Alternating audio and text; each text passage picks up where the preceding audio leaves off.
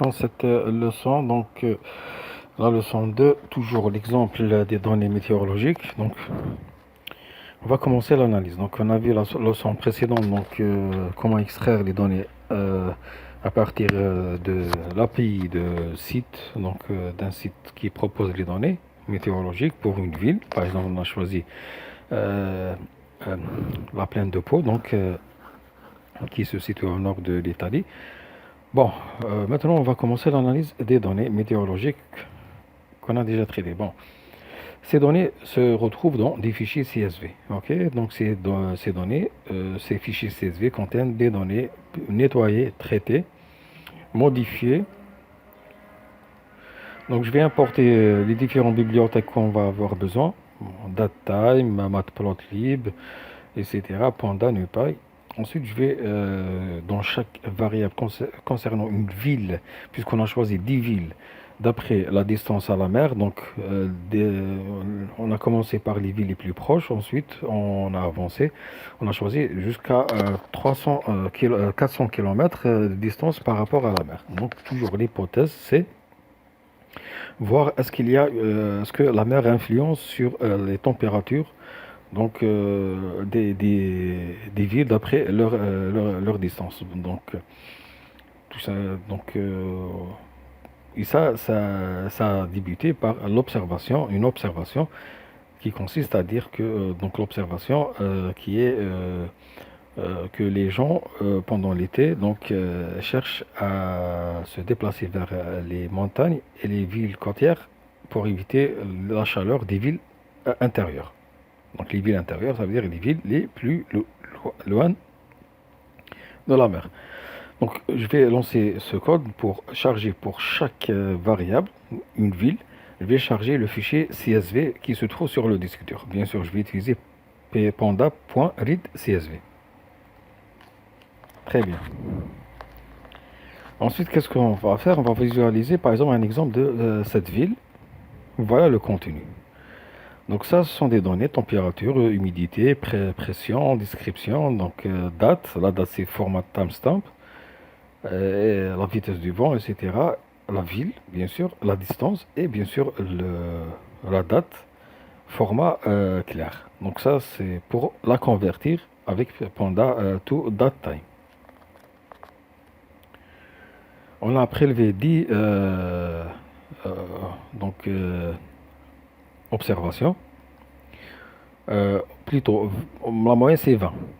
Donc ça c'est concernant une journée. Voilà, chaque une heure par exemple, chaque une heure on prélève la température et les données météorologiques à partir de la pile.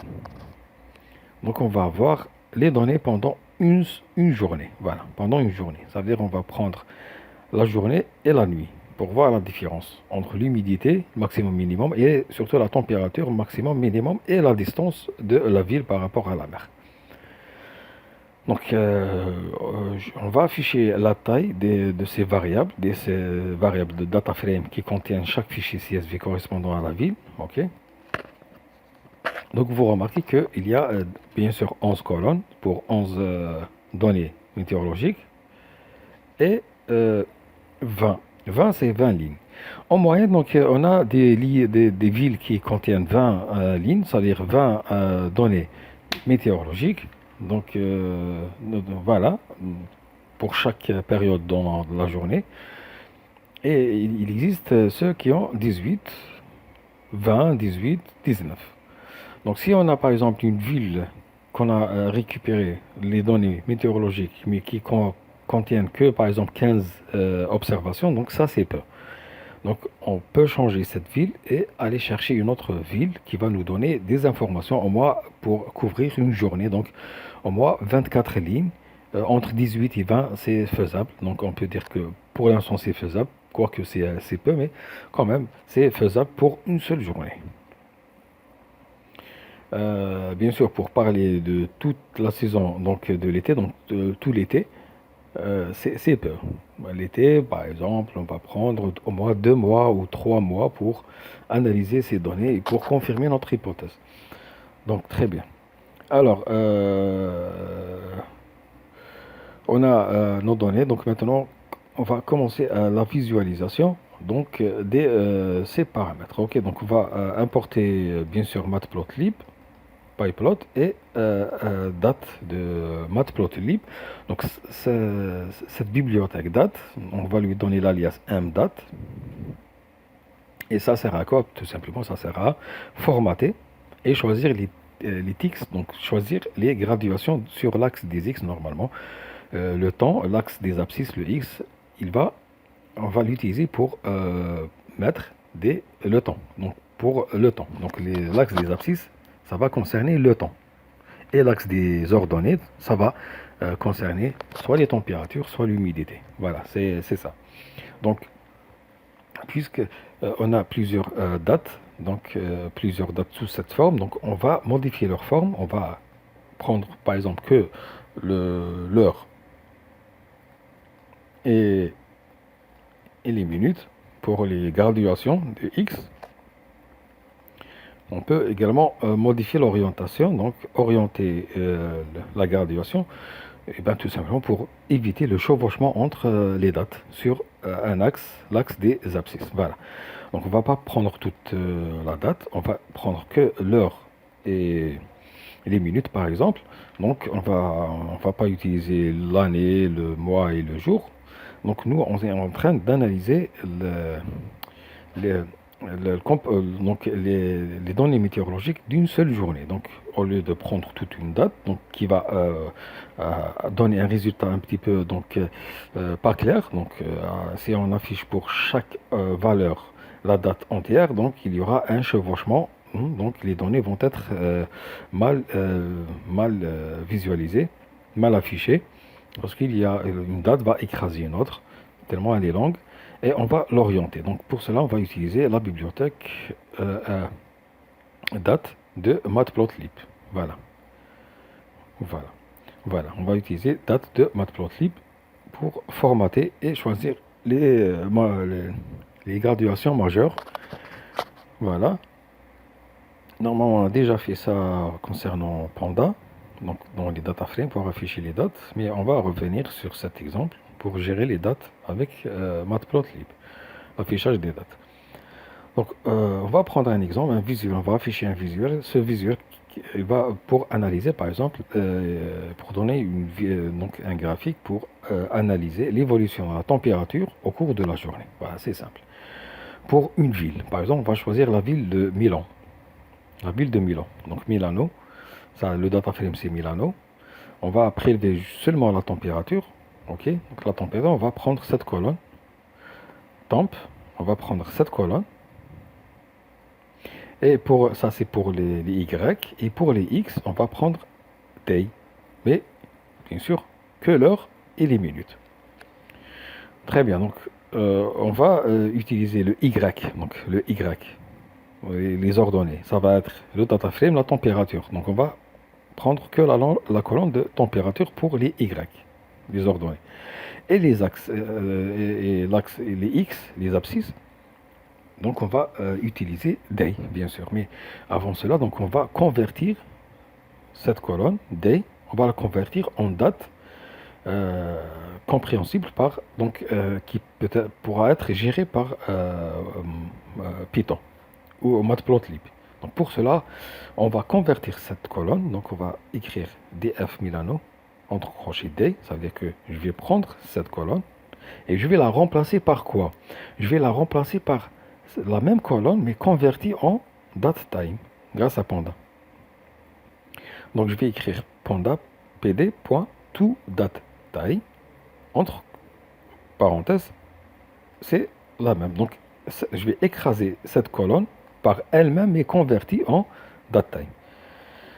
Ensuite, le x, bien sûr, le x ça va être, c'est cette colonne que j'ai convertie en datetime. Voilà, je vais l'affecter à x. Donc ça c'est l'axe des abscisses. Ensuite, je vais créer bien sûr une figure et un axe dans la figure, donc avec bien sûr subplots, ok. Voilà pour créer les deux objets. Ensuite, qu'est-ce que je vais faire? Je vais prendre les xtx, ça veut dire les graduations de l'axe des abscisses, les graduations. Je vais les orienter à 70 degrés, donc pour éviter le chevauchement entre les dates. Ensuite, on va prendre les heures. Maintenant, les heures, je vais formater. Ça veut dire quoi? Cette variable va contenir que l'heure et les minutes. Donc, je vais enlever tout ça, l'année, le mois, etc., les secondes, etc. Et je vais prendre que l'heure et les minutes seulement. Voilà. Donc, je vais utiliser, bien sûr, date, donc mdate. Donc, je vais utiliser le module, donc, comme je vous ai expliqué, donc, le module mdate que j'ai importé à partir de Matplotlib pour gérer l'affichage des dates.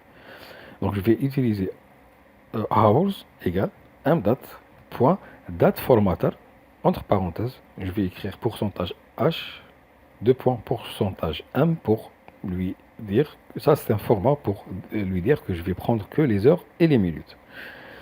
Seconde, je vais taper S par exemple, ou l'année, je vais taper Y, month M, et day pour les jours. Voilà, donc ça c'est le format du temps. Donc il va être, je vais prendre les heures et les minutes et je vais les décaler, donc les modifier leur orientation de 70 degrés. Maintenant, je vais utiliser, bien sûr, major formatter. Ça veut dire quoi ça, donc, je vais prendre l'axe des abscisses, x-axis, point. Donc, je vais lui demander d'utiliser cette major formatter. Ça veut dire les graduations principales.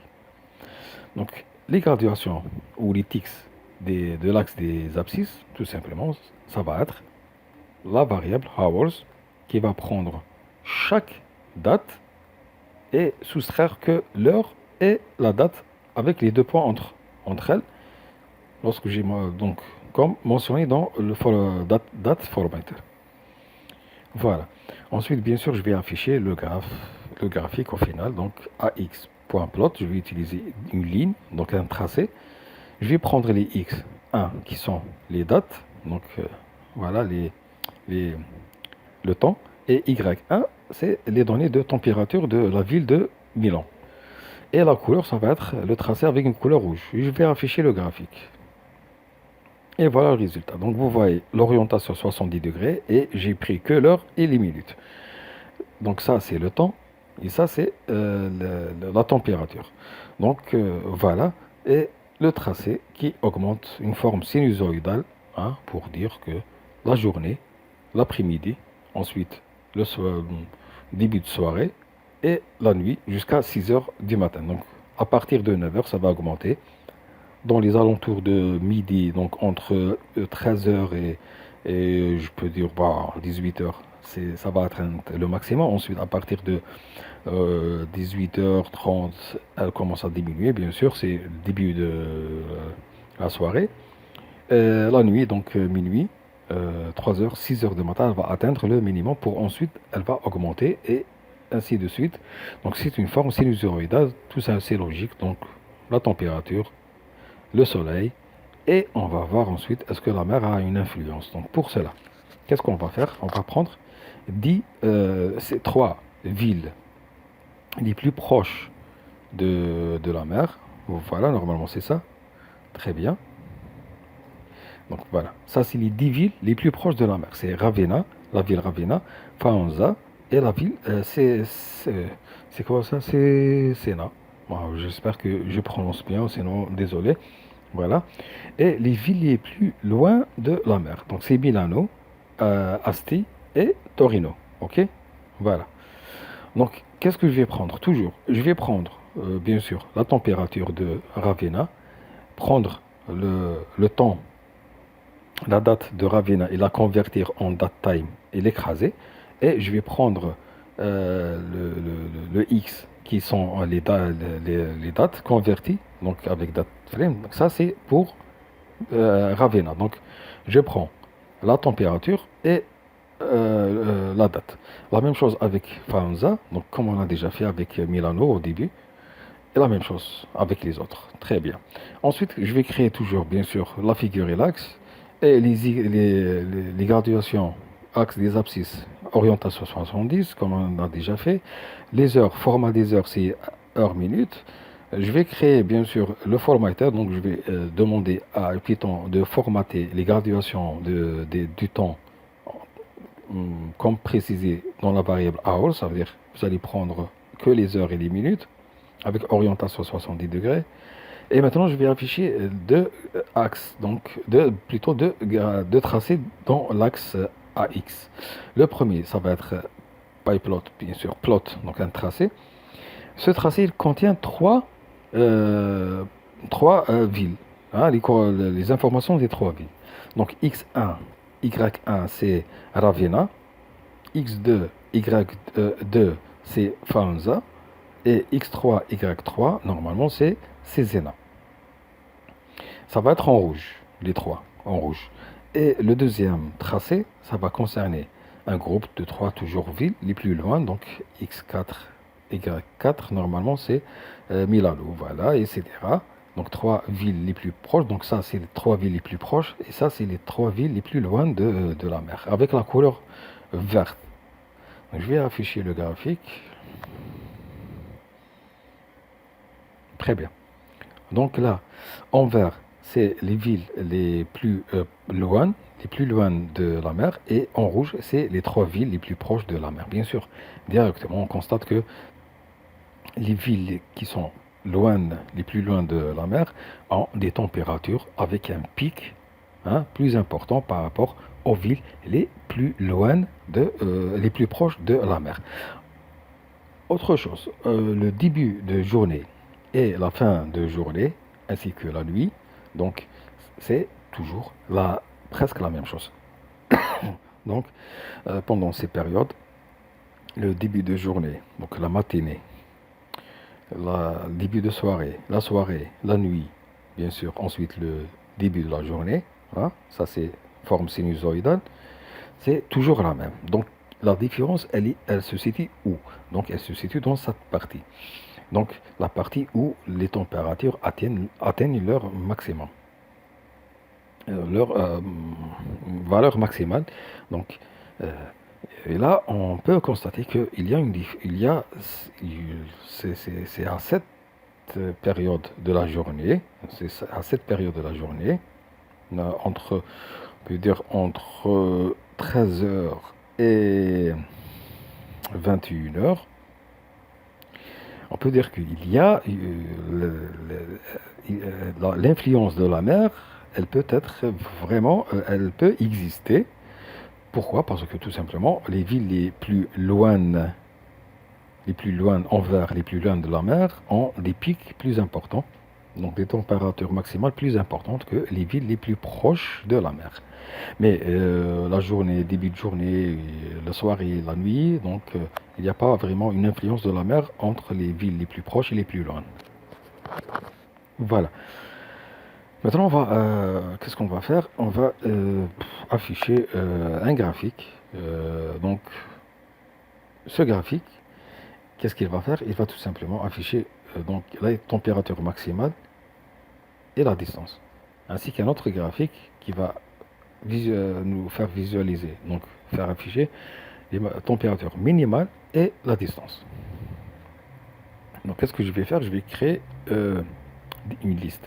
trois listes. La première liste, c'est distance. Deuxième liste, c'est température maximale. Et troisième liste, c'est température minimale. Première liste, donc la distance, elle contient quoi? Elle contient chaque distance de chaque ville. La liste température maximale, elle contient la température maximale de chaque ville. Voilà. C'est la colonne. Et point max, ça veut dire quoi? Ça veut dire qu'il va prendre toute la colonne de Ravenna, il va afficher que la valeur maximale. La même chose avec le minimum, il va prendre la colonne, les données de toute la colonne température, il va prendre le minimum. Voilà. Et bien sûr, 0. Le 0, ça veut dire quoi? Le 0 ici, ça veut dire que vous allez prendre la première valeur donc, de cette colonne liste. Normalement, c'est la même valeur pour toutes les données, donc on va prendre une seule valeur. Tout simplement, la colonne de dist, c'est les mêmes valeurs partout. Ça concerne une ville bien précise. Donc, on va prendre la première ou la deuxième. Donc, 0 ou 1 ou 2, c'est la même chose. Donc, je vais créer ces variables. Très bien, voilà. Alors, maintenant, qu'est-ce que je vais faire? Je vais tout simplement afficher les distances, un graphe, un tracé qui va afficher pour les X ça va être les distances, et le Y, ça va être les températures maximales. Bien sûr, la couleur rouge avec des points. Voilà, très bien. Donc voilà le tracé. Donc ça, c'est un graphique qui représente quoi? Ça représente la distance et la température des villes. Donc ça, chaque point, c'est une ville, hein. Normalement, le premier point, ça va être la ville la plus proche, etc. Et ça, c'est la ville la plus loin de la mer, à peu près à 350 km. Donc ça, c'est à peu près à 10 km. Et ça, c'est 350 km, cette ville. Donc, et les points et les Y, c'est les températures maximales. Non pas les températures minimales, les températures maximales. Alors, qu'est-ce qu'on fait? Qu'est-ce qu'on constate? On constate qu'il y a vraiment une... Donc, plus... Donc, il y a une valeur de la distance à laquelle les températures augmentent d'une façon exponentielle. Ok. Donc vous voyez entre la première, donc la plus proche, normalement c'est celle-là, je crois. C'est celle-là, la plus proche. C'est celle-là. Bon là il y a, c'est pas une diminution brusque. Bon, c'est pas vraiment brusque. Il y a 1 degré Celsius entre la plus proche et la deuxième plus proche. Mais quand même, c'est à peu près 28, 27. On peut dire 27 degrés. Et ça saute directement à 31 degrés lorsqu'on a atteint par exemple 50, 60, non, ça c'est à 6, 7, 8, 9, à peu près 60 km. Voilà. Donc jusqu'à 60 km, on atteint le max, non pas le maximum, mais quand même, euh, euh, on atteint le sommet pour, en ce qui concerne l'augmentation des températures. Ensuite, on voit qu'il y a une certaine stabilité. Bon, là, il y a une augmentation, mais elle n'est pas vraiment brusque, elle n'est pas importante. Donc, on peut dire qu'il y a une stabilité. On atteint le plat, donc un tracé plat. Donc, ça veut dire qu'à partir de cette distance, à peu près 60 km, les températures ne vont pas vraiment varier d'une façon vraiment importante. Le contraire pour les villes les plus proches, donc ça, c'est les villes les plus proches. Il y a vraiment, plus on s'éloigne de la mer, plus la température augmente d'une façon importante. Mais à partir de 60 km, les températures sont à peu près proches de leur moyenne. Ok, c'est stable. Donc, il n'y a pas vraiment une augmentation. Voilà. Voilà, donc, l'hypothèse, donc on peut dire que l'hypothèse selon laquelle la présence de la mer influence les paramètres météorologiques, on peut dire qu'elle est vraie. Donc il y a la distance de la mer, elle a une influence sur la température. Vous voyez ici que plus on s'éloigne de la mer, plus les températures augmentent. Bien sûr, à un certain niveau, ça reste un petit peu stable, mais quand même, elle est plus importante par rapport aux villes les plus proches. Donc voilà, on constate voilà, une certaine stabilité. Donc, qu'est-ce qu'on va faire maintenant? On va essayer d'afficher des droites avec. On va afficher. On va faire une sorte de prédiction. Donc, on va afficher des droites euh, obtenues. Donc, on va obtenir ces droites. On va les afficher. Les droites, donc, on va utiliser bien sûr une régression linéaire. Donc, on va utiliser la méthode SVR, hein, fournie avec la bibliothèque. Bien sûr, on a déjà vu ça. Scikit-learn. Très bien. Donc, on va insérer le code. On va écrire le code suivant. Donc, notre code, qu'est-ce qu'il va faire? Première des choses, on va importer, bien sûr, le module SVR. Donc, support vector regression. Donc, pour un petit rappel, support vector regression, ça veut dire quoi? Ça veut dire qu'il va dessiner un trait qui va de telle sorte que tous les points vont être proches de ce trait. Voilà. Ok. Voilà. Donc support vector, support vector regression à partir de bien sûr sklearn.sbm. Donc c'est pour support vector machine. Ok. Il y a la classification, il y a la régression, donc un petit rappel, on a déjà vu ça. Donc on va créer les x et les y. On va débuter par créer les x et les y. Les x, ça va être les distances, et les y, ça va être les températures maximales. Donc c'est deux variables, ok? Donc on va convertir ces deux variables en tableau NumPy. Les distances et température maximale. On va les convertir en tableau NumPy. NP array et entre parenthèses la variable, la liste plutôt. Donc je vais afficher le x et le y. Voici le résultat. Ça c'est x et ça c'est y. Donc le x c'est les distances et y c'est les températures.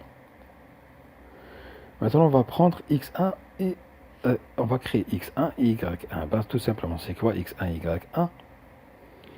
x1 on va prendre que les valeurs de x qui sont inférieures à 100. Donc on va prendre ces valeurs-là, les distances. Donc les distances inférieures à 100 km. Voilà. Ensuite, qu'est-ce qu'on va faire? Donc le résultat, ça va nous donner bien sûr une série. Donc on va convertir cette série en tableau à deux. Donc non pas, mais on va convertir en sorte de matrice. Donc on va utiliser la fonction reshape. Tout simplement pourquoi? Parce que notre modèle n'accepte que les valeurs à deux dimensions et non pas une valeur donc un vecteur.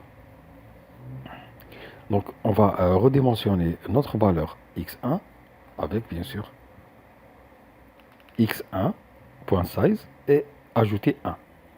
Donc x1.size ça veut dire nombre de lignes et ajouter 1 justement pour ajouter une dimension, ça veut dire une colonne. Et pour avoir deux dimensions, c'est tout. Parce que le modèle n'accepte que les des tableaux à deux dimensions. Maintenant, y1. y1 égale quoi? Égale y, donc notre y, mais on va prendre que les valeurs de y qui correspondent à x inférieur à 0, c'est-à-dire à 100. Bon, x inférieur à 100, c'est ces 5 premières valeurs, donc on va prendre donc les 5 premières valeurs de y, qui correspondent aux 5 premières distances, inférieures à 100. Je vais afficher x1 et y1. Voilà. Donc ça c'est x. Vous voyez, donc on a un tableau à une matrice de dimensions. Et une série, donc c'est le y. Donc n'oubliez pas, ça c'est les données d'apprentissage. Donc ça va être les coordonnées caractéristiques. Et ça sont les étiquettes. Maintenant on va créer x2 et y2. x2 c'est quoi? Tout simplement c'est les valeurs de x supérieures à 50. Ça veut dire qu'on va prendre le reste. Avec bien sûr le 71 qui est un point commun entre les deux, x1 et x2. Donc la même chose, on va redimensionner x2 pour avoir deux dimensions. Ensuite, on va créer y2 qui est toujours les valeurs de x supérieures à 50. Donc on va prendre ces valeurs-là. Voilà. Le reste du table. Je vais les afficher. Voilà le résultat. Voilà. Alors maintenant, qu'est-ce qu'on va faire? On va créer bien sûr, nos modèles. Le premier modèle, on va le nommer SVR pour linéaire 1, donc régression linéaire 1. C'est quoi? C'est un modèle de type SVR avec un noyau linéaire, ok? Un noyau linéaire, ça veut dire qu'il va tracer une trait, il va créer une ligne droite. Et le C, ça va être le L1 puissance 3, ça veut dire 1000. Ok, le C, ça va être 1000. Et la même chose pour le deuxième modèle. Donc, c'est la même chose. Donc, on va avoir deux modèles. Le premier modèle, ça va concerner, normalement, ces valeurs-là.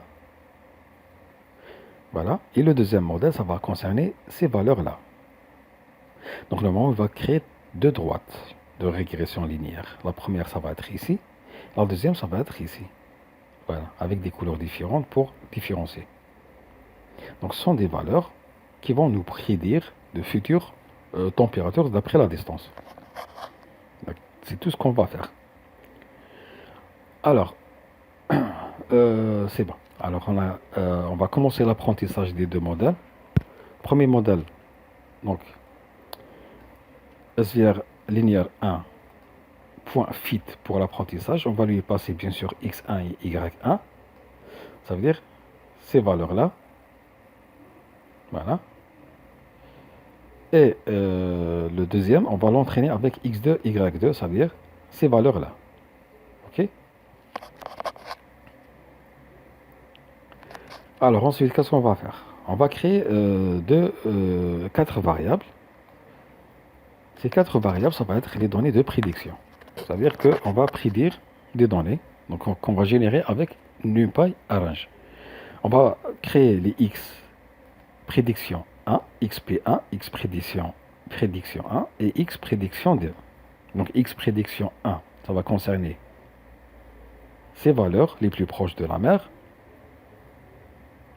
Et y prédiction 1, ça va être bien sûr égal à notre modèle prédicte et on va lui passer les valeurs de prédiction. OK? Bien sûr, on va redimensionner. Donc on va prendre NP Arrange, on va générer à partir de 10 jusqu'à 100 avec un pas de 10. Donc 10, 20, 30, 40, 50 jusqu'à 100. Et ça correspond à notre X qui est inférieur à 100. C'est pour cette raison qu'on s'est arrêté à 100. Donc les valeurs de prédiction pour les 100 premiers kilomètres jusqu'à ici. Voilà. De 10 jusqu'à 100.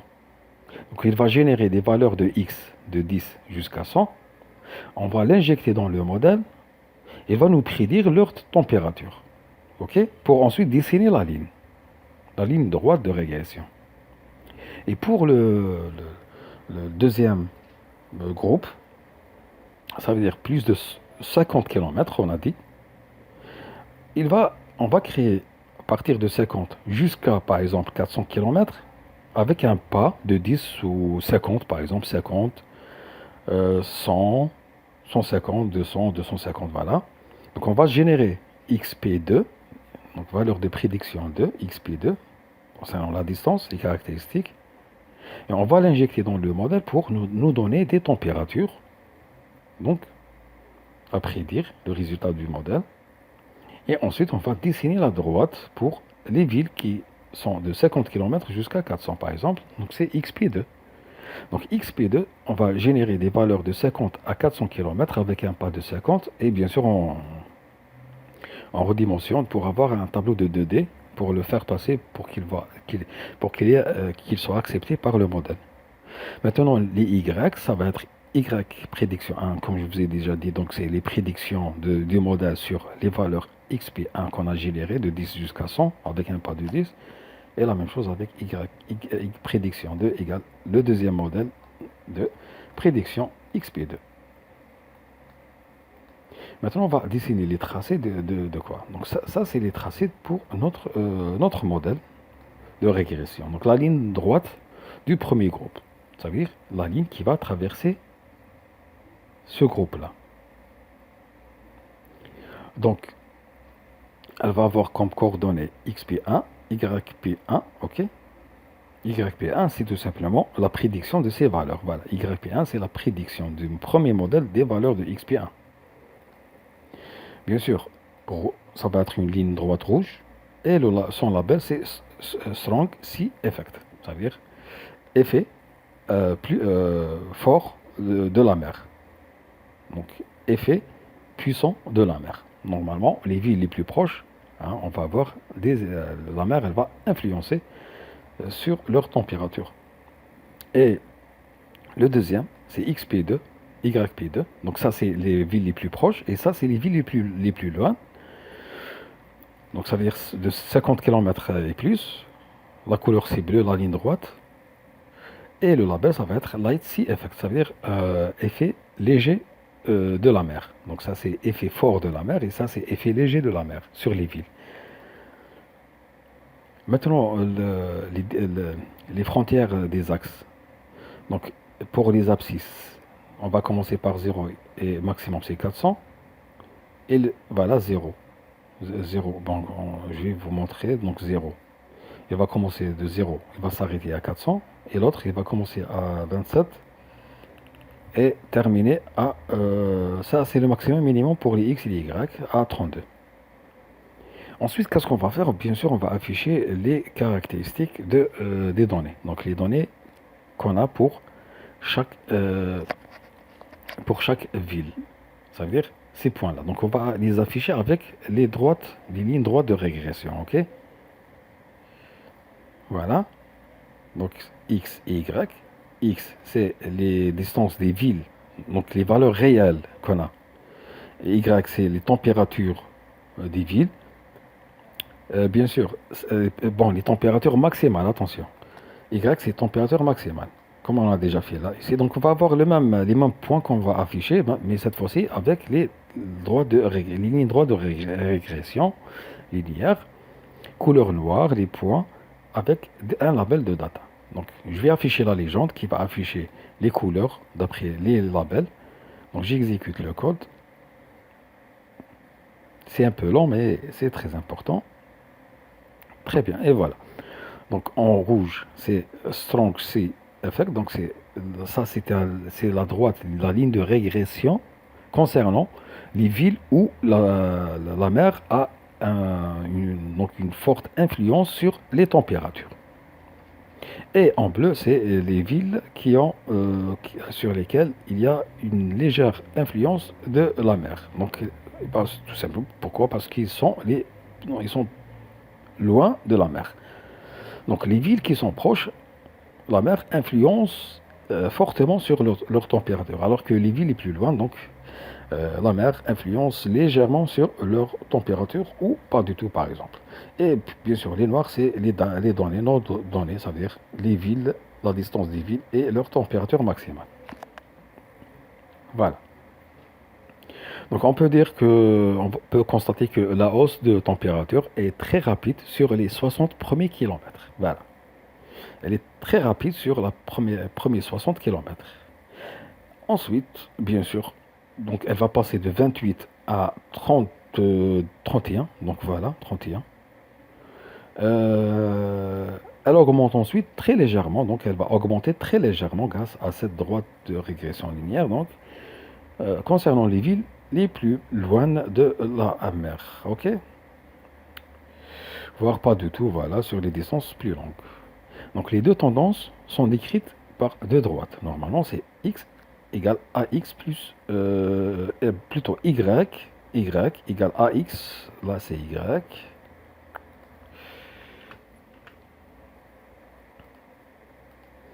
Donc y égale ax plus b.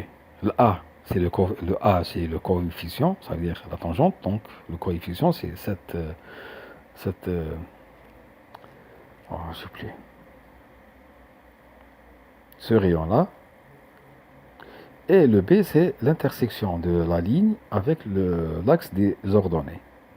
Normalement, c'est à peu près 27,8, voilà, ou 5.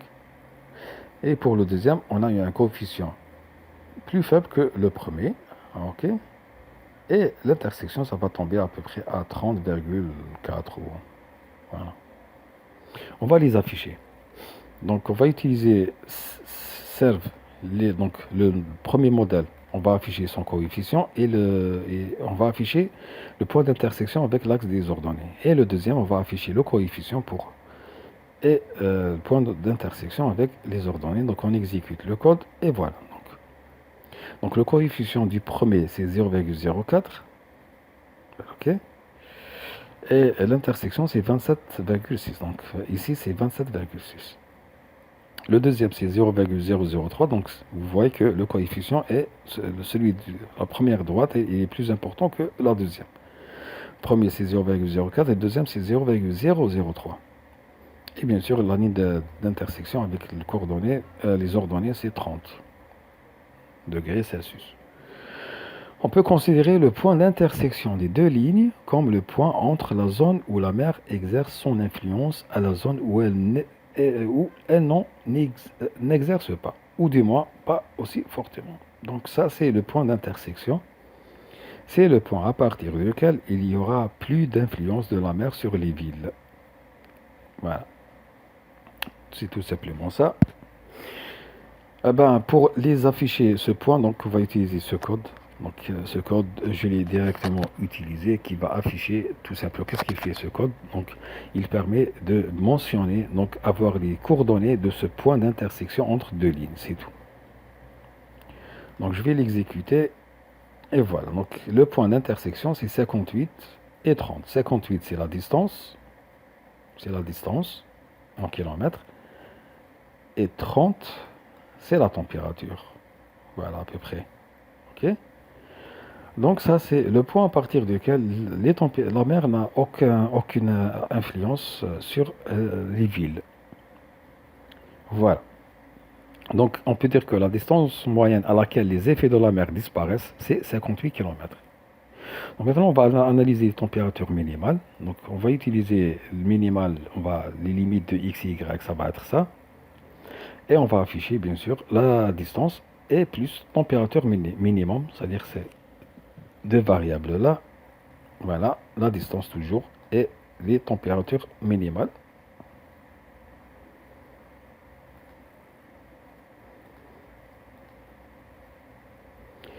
Donc, on peut dire que les températures minimales, pour les villes les plus proches et les villes les plus loin, donc, il n'y a aucune différence. Donc, il n'y a pas d'influence de la mer sur les températures minimales. Bien sûr, les températures minimales, c'est les températures pendant la nuit. Voilà. Donc, pendant la nuit, la mer n'a aucune influence sur la température des villes. Soit les villes les plus proches ou les plus loin, donc il n'y a aucune différence. Maintenant, on va parler de l'humidité. Donc, l'humidité, on va toujours prendre les trois villes les plus proches de la mer et les trois villes les plus loin de la mer. Et on va afficher leur graphique. Donc, leur graphique, bien sûr, on va formater la date, on a déjà vu ça, l'orientation, voilà, les graduations pour le major formatted pour les graduations pour les heures. Donc, ça, c'est l'axe des X. Donc, on va afficher les deux graphes. Donc les villes les plus proches, ça va être en rouge, et les plus loin, ça va être en vert. Et voilà.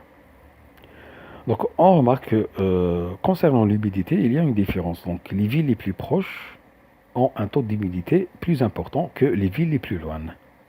Ok. Il y a, bon, pendant le début de journée, donc presque, bon, c'est pas la même chose quand même. Mais quand même, il y a une influence de la mer sur l'humidité par rapport à la distance. Donc les villes les plus proches ont un taux d'humidité plus important que les villes les plus loin. Et toujours, il y a une forme sinusoïdale voilà, du graphique. Là, donc ça, c'est la tendance de l'humidité au cours de la journée. Donc ça, c'est au cours de la journée. Maintenant, on va vérifier les maximales et minimales d'humidité en fonction des distances. Donc ça, c'est en fonction du temps. Maintenant, on va afficher en fonction de la distance. Donc, bien sûr, on va sélectionner l'humidité maximale pour chaque ville. OK. On va afficher le graphique. Et voilà. Donc, ça, c'est la distance. Et ça, c'est l'humidité maximale. Et vous remarquez que les villes les plus proches ont un taux d'humidité plus important que les villes les plus loin. Donc, voilà. Maintenant, on va afficher l'humidité minimale par rapport à la distance. La même chose. Et voilà. Donc, également, d'après la distance, on peut remarquer, donc, d'après le graphique, le taux d'humidité est plus important pour les villes les plus proches de la mer que les villes les plus loin de la mer. Voilà. Donc, en observant ce graphique, on constate clairement que l'humidité minimale et maximale est plus élevée dans les villes les plus proches de la mer. Cependant, donc, il est impossible d'affirmer qu'il existe une relation linéaire ou une autre forme de relation permettant de tracer une courbe. Donc, les points collectés, les 10 points, sont trop peu nombreux pour dégager une tendance dans ce cas. Voilà.